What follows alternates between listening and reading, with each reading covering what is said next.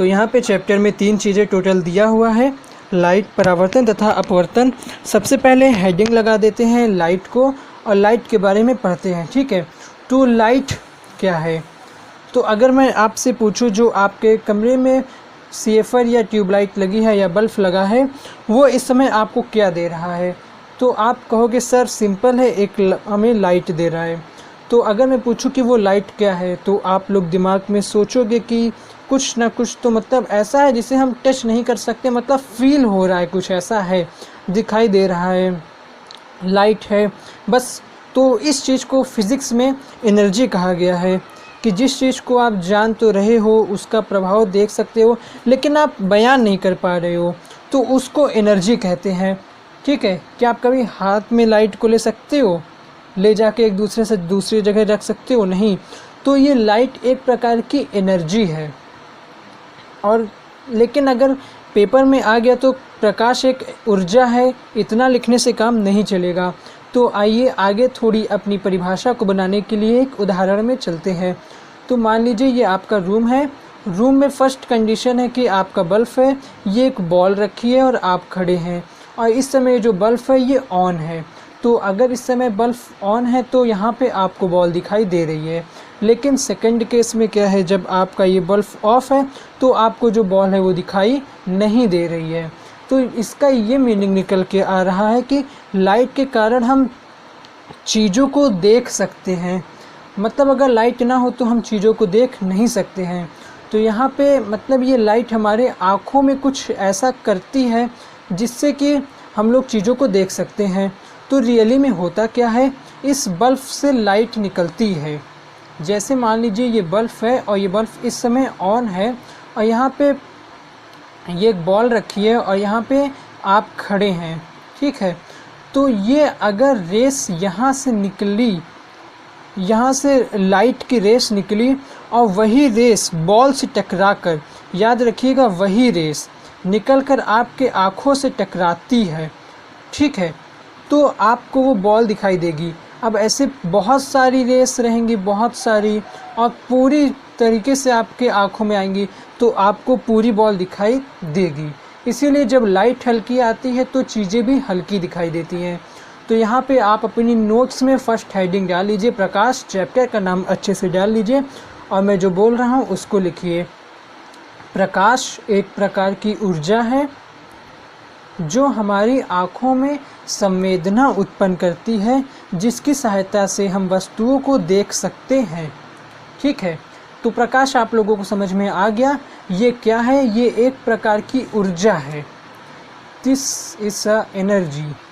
ये एक प्रकार की ऊर्जा है जो हमारी आँखों में संवेदना उत्पन्न करती है और जिसकी सहायता से हम वस्तुएं देख सकते हैं। अब आइए यहाँ पे प्रकाश से जुड़ा एक और नया टॉपिक स्टार्ट करते हैं,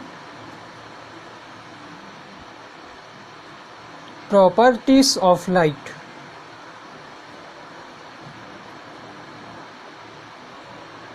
प्रकाश के गुण।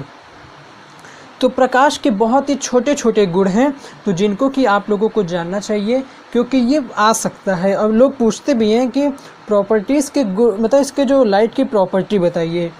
तो देखिए यहाँ पे सबसे पहले मैं आपको एक एक्सपेरिमेंट बता देता हूँ। एक बार एक कैंडल लिया गया, ठीक है, और कैंडल को जलाया गया तो यहाँ से लाइट निकली और यहाँ पे एक पाइप लिया गया, खोखला पाइप। ठीक है, खोखला पाइप लिया गया, यहाँ पे मान लीजिए कोई एक पर्दा, इसको हम कह सकते हैं, या कोई पाइप के सामने एक पेपर लटका लिया तो इससे क्या होगा, यहाँ से लाइट निकलेगी और यहाँ पे मान लीजिए ये पूरा पैक है, ये चीज़ पूरा पैक है, केवल पाइप निकली है। ठीक है, ये मान लीजिए ब्लॉक है, ये खोखली पाइप है तो इससे लाइट निकलेगी और यहाँ पे एक छोटा सा लाइट का गोला बनेगा, पाइप के मुंह के बराबर बनेगा। ठीक है, और मान लीजिए सेकंड केस में क्या हो, हम लोगों की मोमबत्ती तो जलती हो बट, और यहाँ पे पर्दा भी लगा हो, बट अब की जो हमारा पाइप हो वो कुछ ऐसा हो,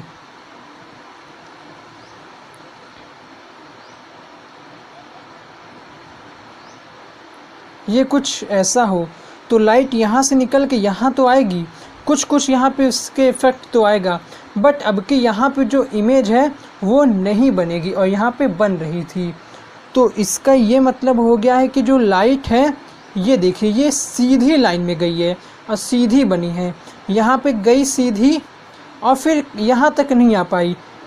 तो इससे ये पाया गया कि जो फर्स्ट पॉइंट है कि हमारा जो प्रकाश है हमेशा सीधी रेखा में चलता है। तो लाइन जो है मतलब ये जो हमारी लाइट है इसकी फर्स्ट प्रॉपर्टी है कि प्रकाश हमेशा सीधी रेखा में चलता है। अगर सीधी रेखा में नहीं चलता तो इस एक्सपेरिमेंट में क्या होता, यहाँ पे ये ऐसे ऐसे लाइट आती, यहाँ प्रकाश बनता, जबकि ऐसा नहीं होता। प्रकाश यहाँ पे आके टकरा के ख़त्म हो जाता है, फिर यहाँ पे हल्का सा इफ़ेक्ट आता है, ना के बराबर रहता है, कुछ नहीं होता। अब आइए सेकंड हम लोग बात करते हैं दूसरी प्रॉपर्टी क्या है। तो आप लोग नाम सुने होंगे निर्वात का। निर्वात का मतलब क्या होता है, जहाँ एयर ना हो, जहाँ हवा ना हो, यानी कि वैक्यूम। फॉर एग्ज़ाम्पल स्पेस ले लीजिए, स्पेस में एयर नहीं है। तो आप लोगों ने 9th में चैप्टर पढ़ा होगा ध्वनि का, तो वहाँ पे आप लोगों को बताया गया होगा कि ध्वनि को चलने के लिए माध्यम की आवश्यकता होती है। तो इस समय हम लोगों का माध्यम क्या है, इस समय आपके फ़ोन के स्पीकर से आपके कानों तक मेरी आवाज़ पहुँच रही है। उसका रीज़न है जो हमारे चारों ओर जो एयर और जो कुछ धूल के कण उपस्थित हैं, हमारी आवाज़ उन माध्यमों से टकराते हुए आप लोगों के कान तक पहुँच रही है। लेकिन लाइट में ऐसा नहीं होता है।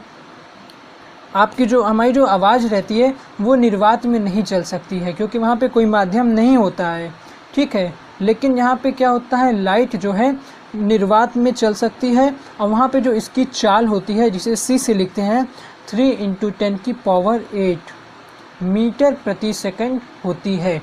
समझ गए। तो यहाँ पे दूसरी प्रॉपर्टी क्या है, प्रकाश निर्वात में भी चल सकता है, इसकी चाल 3 × 10⁸ मीटर पर सेकंड होती है। तीसरा एक सिंपल सा है कि प्रकाश पारदर्शी माध्यम में से गुजर सकता है और अल्प पारदर्शी माध्यम से गुजर सकता है, परंतु अपारदर्शी माध्यम से नहीं। सिंपल सी बात है, एक ट्रांसपेरेंट कांच लोगे लाइट पार कर जाएगा, ठीक है। बट अगर आप एक बिल्कुल लकड़ी का ब्लॉक ले लोगे तो वहाँ से लाइट पार नहीं कर पाएगी। और चौथा मैं बता देता हूँ, दृश्य प्रकाश। सूर्य की किरणों के कई पार्ट होते हैं, ठीक है। तो वहाँ पे दृश्य प्रकाश है, तो दृश्य प्रकाश की जो तरंग दैर्घ्य होती है वो 3000 एंगस्ट्रॉम से 7800 एंगस्ट्रॉम तक की होती है। इसका मतलब आप लोग समझ गए, जो लाइट होती है रियली में तरंग सिद्धांत जो आप आगे पढ़ोगे उसके अनुसार क्या होता है, जो हमारी लाइट होती है वो रियली में ऐसे ऐसे मूव करती है, और इतनी ज़्यादा लाइट्स मूव ऐसे ऐसे करती हैं कि दूर से देखने में हमें सिंपल लाइन दिखती है, बट जब उन्हें झूम करके देखा गया तो कुछ ऐसी दिखी। तो ये सरंग है, ये गर्त है, ये आपका सरंग होता है ऊपर वाला, ये तरंग है, ये गर्त होता है नीचे वाला, यहाँ लिख देता हूँ गर्त। ये भी सरंग है, नीचे वाला गर्त है। सरंग से सरंग की दूरी या तो गर्त से गर्त की दूरी को तरंग दैर्घ्य कहते हैं, जिसे लैम्डा से लिखते हैं। तो जो दृश्य प्रकाश होता है, दृश्य प्रकाश यानी कि जिसमें हमें चीज़ें दिखाई दे दें, उस वहाँ पे उस जो अवेलेबल लाइट रहती है उसको दृश्य प्रकाश बोलते हैं। तो उसकी जो तरंग दैर्घ्य होती है इतनी होती है, बहुत ही कम दूरी है, समझ गए होगे, एंगस्ट्रॉम 9th में पढ़ा होगा।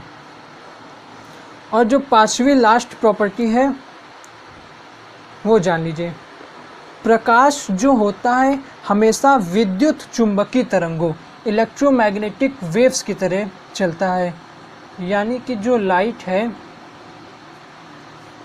हमारी इलेक्ट्रोमैग्नेटिक वेव्स की तरह व्यवहार करती हैं। तो सबसे पहले आपको जानना पड़ेगा इलेक्ट्रोमैग्नेटिक वेव्स क्या होता है।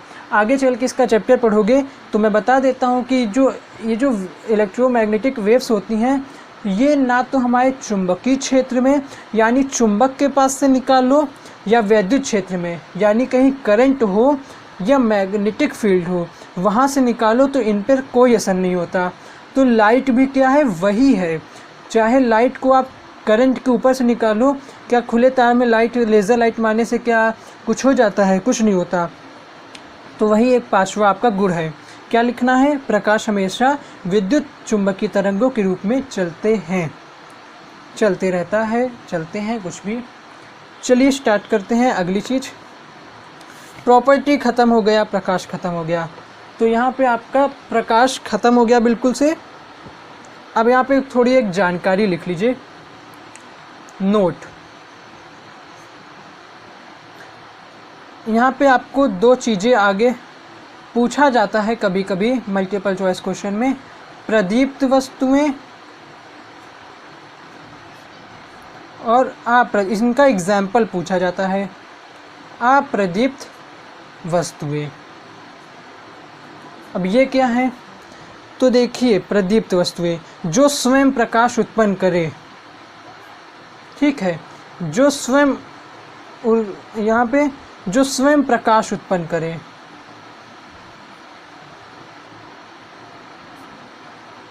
उन्हें प्रदीप्त वस्तुएं कहेंगे।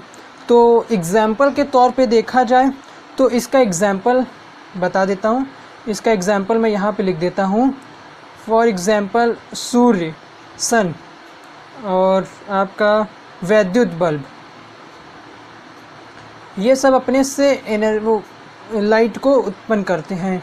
अप्रदीप्त वस्तुएं जो खुद यहाँ पे प्रकाश उत्पन्न ना करे, अपना मतलब स्वयं का प्रकाश उत्पन्न ना करे, लेकिन प्रदीप्त वस्तुओं की सहायता से प्रकाशित हो, तो उन्हें अप्रदीप्त वस्तुएं कहते हैं।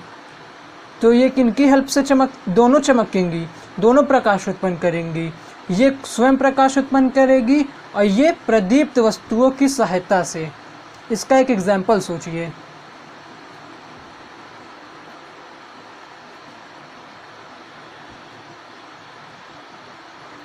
तो आप लोग इसका एग्जाम्पल सोचिए। एग्जाम्पल मैं लिख देता हूँ, आप सोच सकते हैं। फॉर एग्जाम्पल सबसे अच्छा चंद्रमा, जैसा कि जानते हैं इसका खुद का कोई यहाँ पे प्रकाश नहीं होता, ये सूरज के प्रकाश से चमकता है। और ऐसे मेज हमें ऐसे नहीं दिखती है, बट जब हम लोग बल्ब जलाते हैं तो उसके प्रकाश उस पर जाता है तो हमारी आँखों में आता है, जैसा कि मैंने ये वाला डायग्राम यहाँ पे बताया था। तो ये मेज हमें कैसे दिखी? बल्ब का प्रकाश अपने में लेके दिखी। फिर आगे कोई भी बर्तन, पेन, पेंसिल, कुछ भी मान लीजिए, ठीक। तो आप लोगों का यहाँ पे लाइट और ये जो नोट थी, ये बिल्कुल ख़त्म हो गया है। तो आइए अब हम लोग यहाँ पे स्टार्ट करने जा रहे हैं अपना नया टॉपिक। प्रकाश तो हमने पढ़ लिया, हमने जान लिया कि प्रकाश एक प्रकार की एनर्जी है जो हमें वस्तुएं दिखाने में सहायता करती है, हमारी आँखों में संवेदना उत्पन्न करती है। तो अब हम लोग क्या जा रहे हैं पढ़ने? प्रकाश का परावर्तन। बहुत ही बढ़िया है, तो मज़ा आएगा। तो इंग्लिश में लिख लीजिए,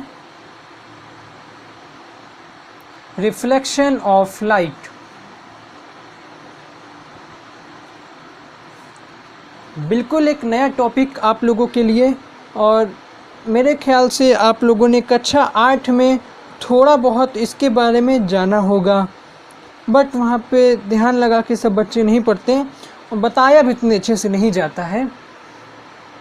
तो क्योंकि जब मैं पढ़ता था तो मुझे भी यहाँ पे 8 में ज़्यादा अच्छे से नहीं बताया गया था, लेकिन 10th में बहुत ही अच्छे से पढ़ा था मैंने इसे। तो आज मैं आप लोगों को बताने जा रहा हूँ प्रकाश का परावर्तन, ठीक है। तो चलिए स्टार्ट करते हैं प्रकाश का परावर्तन।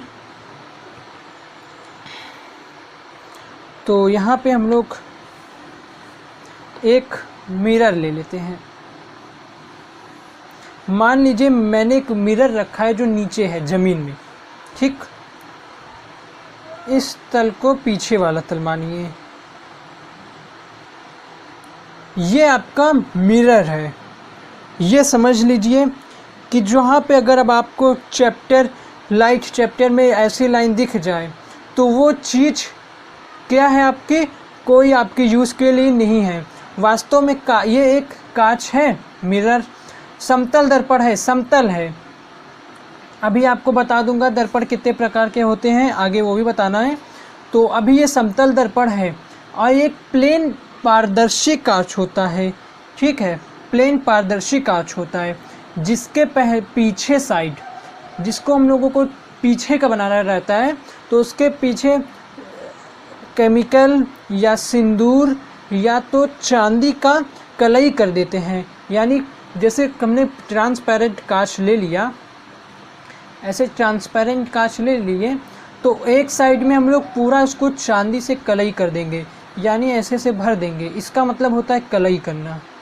और तो जो पिछला साइड होगा वो हम लोगों का शीशे का जो मेन होता है, जो सामने वाला जिससे हम लोग अपना चेहरा देखते हैं, वो बन जाएगा, ठीक है। तो अब ये जो मिरर है तो उसका ये जो पार्ट है ये आपका कहलाएगा परावर्तक तल, और ये जो आपका जो सिस्टम है ये आपका कहलाएगा दर्पण। पूरा दर्पण हो गया। और अब इसमें प्रकाश का परावर्तन हम लोग पढ़ने जा रहे हैं। तो चलिए प्रकाश का परावर्तन पढ़ते हैं।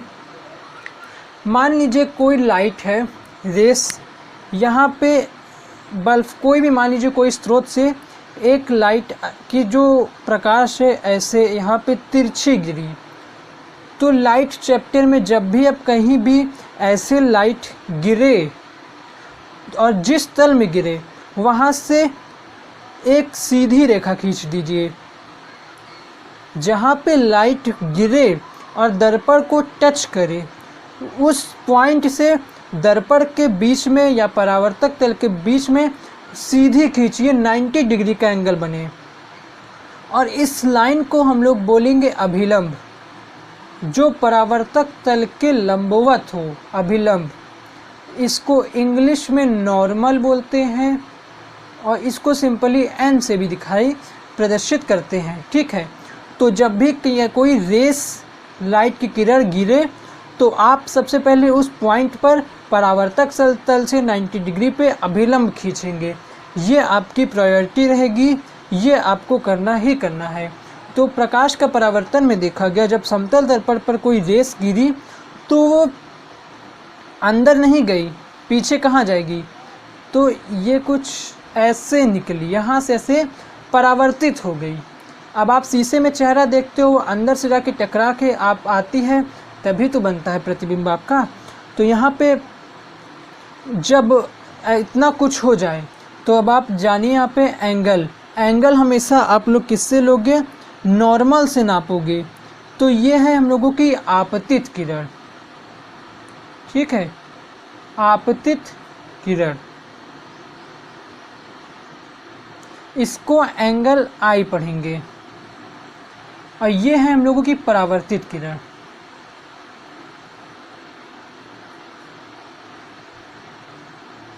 इसको एंगल आर पढ़ेंगे। Angle of incident, angle of reflection, okay. और इस पॉइंट को यहाँ पे जहाँ पे सब हो रहा है ओ रख दीजिए, ठीक है। इसको पॉइंट ए कर सकते हैं, इसको बी कर सकते हैं, और सब कुछ सही है। लाइट रेस किधर से किधर आ रही, किधर जा रही है, उसको एरो से दिखाना मत भूलिएगा। ये आपकी आपतित किरण है, ये परावर्तित किरण है, ये आपका अभिलंब है, ठीक है। आपतित, अब इनकी डिफिनेशन छोटी छोटी ज़रूरत नहीं है, लेकिन मैं बता देता हूँ, लिखिए मत, जान लीजिए।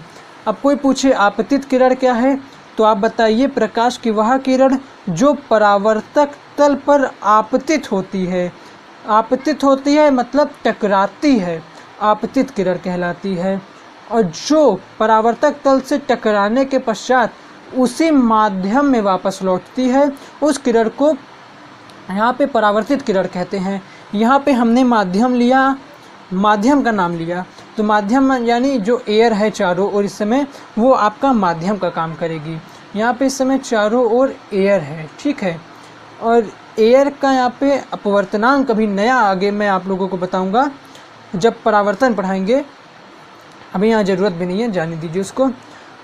तो ये हो गया आपका रिफ्लेक्शन ऑफ लाइट। सिंपल आपकी रेस आई, टकरा के चले गई, नॉर्मल समझ में आया। जो लंब परावर्तक तल के लंबवत हो अभिलंब होता है, और ये अभिलंब यहाँ भी हो सकता है, यहाँ भी हो सकता है, बट हम लोग कहाँ दिखा रहे, जहाँ पे एंगल मतलब जहाँ पे जो इंसिडेंट रेस यहाँ पे आ रही है, टच कर रही है। चलिए, बहुत ही अच्छे से हम लोगों ने यहाँ पे इसको कंप्लीट कर लिया। अब आता है बहुत ही एक मेन टॉपिक, उसकी ओर चलते हैं।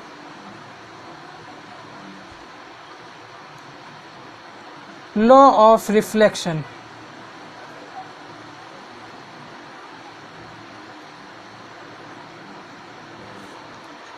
इसको तो आप लोग अपनी कॉपी में करीब 4 से 5 बार इम्पोर्टेंट लगा लीजिए। ये बहुत इम्पोर्टेंट है, एग्ज़ाम में आता है और ये बहुत ही नंबर देने वाला है।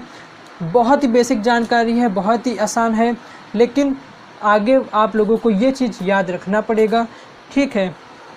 तो आइए देखते हैं लॉ ऑफ रिफ्लेक्शन, परावर्तन के नियम क्या क्या हैं। अगर आप लोगों को पॉइंट की बात बताऊं तो यहाँ पे आपको टोटल 2 नियम मिलेंगे। तो चलिए सबसे पहले हम लोग नियम की बात करते हैं। तो पहला नियम कहता है angle I is equal to angle R. तो आपतित किरण द्वारा बनाया गया कोण और परावर्तित किरण द्वारा बनाया गया कोण हमेशा आपस में बराबर होते हैं, ठीक है। ये लॉ ऑफ रिफ्लेक्शन कहता है। अब ये कैसे पाया गया है? बाय एक्सपेरिमेंट, ये चेक करके देखा गया है, होता भी यही है। और एक चीज़ मैं यहाँ पे बताना भूल गया, एंगल आई जो है आपतित किरण से अभिलंब के साथ बन रहा है, तो इसको हम लोग आपतन कोण बोलेंगे। हिंदी जान लीजिए, एंगल ऑफ इंसिडेंट मैंने बताया था, आपतन कोण बराबर एंगल ऑफ रिफ्लेक्शन परावर्तन कोण।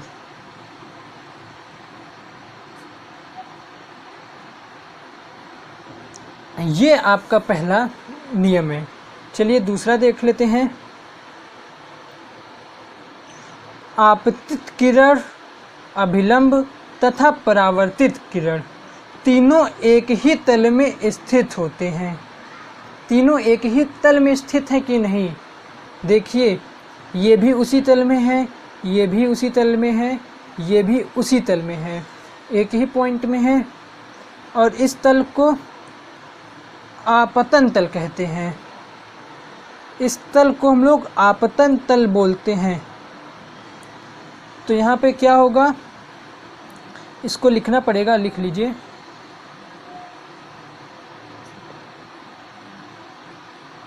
आपतित किरण, परावर्तित किरण,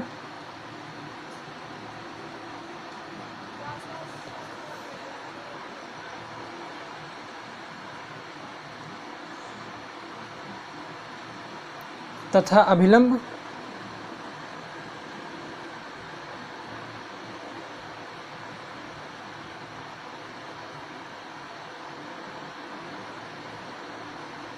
तीनों एक ही तल में होते हैं, मतलब कि प्लेन में होते हैं। अगर इन तीनों लाइन को प्लेन में लिया जाए तो एक ही प्लेन में आ रहे, देखिए ये तीनों एक ही प्लेन में हैं। और इस प्लेन को क्या बोलते हैं? आपतन तल।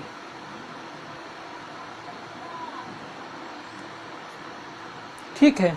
हालांकि मेन ये दोनों नियम लिखना बहुत ज़रूरी है, इसको ना लिखे तो एक जानकारी है, तल का नाम लिख भी सकते हैं, आपतन तल। एंगल आई बराबर angle R, law of reflection first rule, and incident ray, normal, और ये जो परावर्तित किरण आपकी है रिफ्लेक्शन रे, ये तीनों आपकी एक ही प्लेन में होती है। तो ये जो 2 नियम हैं ये आपके हो गए हैं। तो अब आगे हम लोगों को और भी पढ़ना है, इमेज पढ़ना है, इमेज कितने टाइप्स की होती हैं वो पढ़ना है।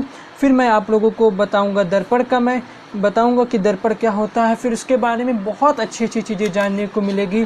फिर हम लोग वहाँ पे कांच का दर्पण लेंगे, उसको काटेंगे, फिर बाद में उसको आगे चल के एक तरफ से कलई कर देंगे और फिर बहुत अच्छे अच्छे रिफ्लेक्शन कराने वाले हैं।